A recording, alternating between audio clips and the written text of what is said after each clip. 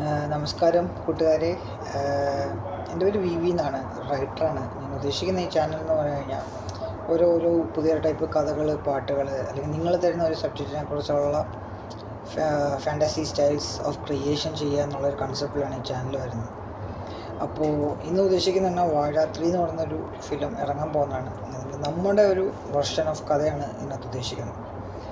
ഇപ്പോൾ അതായത് ഫീമെയിൽ വെർഷനായിട്ടുള്ളൊരു കഥ ചെയ്യുമ്പോൾ വളരെ അധികം സൈഡ്സ് അല്ലെങ്കിൽ ലെയേഴ്സ് ഉള്ള രീതിയിൽ നമുക്കൊരു കഥ ചെയ്യാൻ പറ്റും.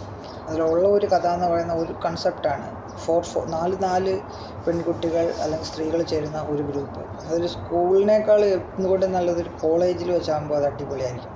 ഈ 8 പേർക്കും ഓരോ ടൈപ്പ് ഓഫ് സാധാരണ നോർമലായിട്ടുള്ള എല്ലാ മനുഷ്യർക്കും ഉള്ള കഴിവുകളിൽ ഏറ്റവും ടോപ്പ് കഴിവുകളുള്ള കുറച്ച് ആൾക്കാരായിരിക്കും. അതിലൊരാൾക്കെന്ന് പറഞ്ഞാൽ നടന്ന സംഭവങ്ങൾ ഫ്രണ്ടിൽ നിന്ന് പുറകിലേക്കും പുറകിൽ നിന്ന് ഫ്രണ്ടിലേക്കും ആലോചിച്ച് ആ നടന്ന ഒരു സിറ്റുവേഷനെ മൊത്തത്തിൽ രൂപകൽപ്പന ചെയ്യാനുള്ള ഒരു കഴിവുള്ള ഒരാളായിരിക്കും. രണ്ടാമത്തെ ഒരാളെന്ന് പറഞ്ഞു കഴിഞ്ഞാൽ വളരെയധികം കഷ്ടപ്പെട്ട്, അതായത് രാത്രി കാലങ്ങളിൽ ഡ്രൈവ് ചെയ്യുക, JCB ഉള്ള വണ്ടികൾ ഉപയോഗിക്കുക, വയ്യാതായി കിടക്കുന്ന അച്ഛൻ്റെ വർക്ക്ഷോപ്പ് നടത്തുക, എന്നിട്ട് പഠിക്കുക, അങ്ങനെ മറ്റുള്ളവരെ സഹായിക്കുക, ജീവികളെ സഹായിക്കുന്ന ഒരാൾ.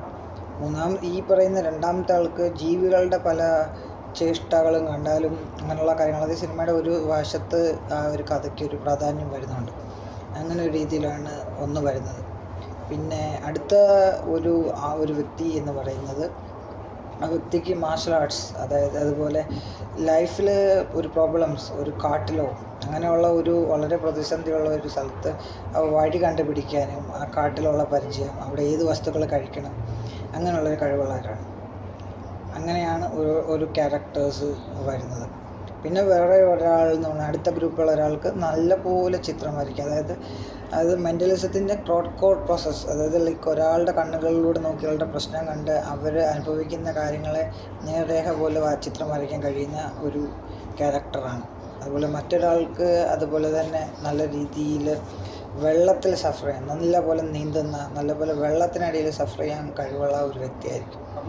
ഇങ്ങനെയാണ് ഓരോ ക്യാരക്ടേഴ്സ് ലിസ്റ്റ് വരിക. പിന്നെ ഈ കഥയിൽ എപ്പോഴും ഒരു ഹെഡ് മിസ്ട്രസ് അല്ലെങ്കിൽ ഒരു കോളേജ് ഒരു ഓഫീസിലെ ഒരു ബോസായിട്ടുള്ള ഒരാൾ വളരെ ചലഞ്ചിങ് ആയിരിക്കും. അതിനകത്തൊരു ഫൈറ്റിൽ ഭയങ്കരമായിട്ട് ഈ ഫൈറ്റ് സിനിമയിൽ ഫൈറ്റ് സീൻസിന് ഭയങ്കര പ്രാധാന്യം കൊടുത്ത് സ്റ്റോറി ചെയ്യണം എന്നൊരാഗ്രഹം എനിക്കുണ്ട്. ലൈക്ക് അതിൽ തന്നെ കില്ലർ ഹീൽസ് ഇട്ടുള്ളൊരു ഫൈറ്റ്, മലയാളത്തിൽ അങ്ങനെ ഇതുവരെ കണ്ടിട്ടില്ല. വളരെ പാടാണ് അങ്ങനെ സാധനം ഷൂട്ട് ചെയ്യാൻ. അതുപോലെ ഒരു ഇലക്ട്രോണിക് ഷോപ്പിൽ ഉള്ള ഒരു ഫൈറ്റ്, ഒരു ടോട്ടലി വർക്ക് ചെയ്യുന്ന ഒരു ഇലക്ട്രോണിക് ഷോപ്പിൽ നടക്കുന്ന ഒരു ഫൈറ്റ്. പിന്നെ ഇവരുടെ ഒരു സ്ത്രീ എന്നുള്ള രീതിയിൽ അവരുടെ ഓഫീസിൽ എന്തോരം കഴിവുണ്ടായിട്ട് പോലും എന്തോരം കഷ്ടപ്പെട്ടിട്ടാണ് അവർ സ്വന്തമായിട്ടൊരു കമ്പനി തുടങ്ങുന്ന രീതിയിൽ അത് മൂവ് ചെയ്യാനായിട്ട് അവർ വരുന്ന കഷ്ടപ്പാടുകൾ, അങ്ങനെയൊക്കെ ഇതിനകത്ത് നമുക്കൊരു കഥയായിട്ട് വരും. ഇതാണൊരു ജസ്റ്റ് സ്റ്റോറി ലൈൻ. ബാക്കി നിങ്ങളുടെ അഭിപ്രായം അനുസരിച്ച് ബാക്കി ഇങ്ങനെ പല കഥകൾ നിങ്ങൾ പറഞ്ഞ സബ്ജക്റ്റിനെ കുറിച്ച് നമുക്ക് ചെയ്യാൻ പറ്റും. Thank you.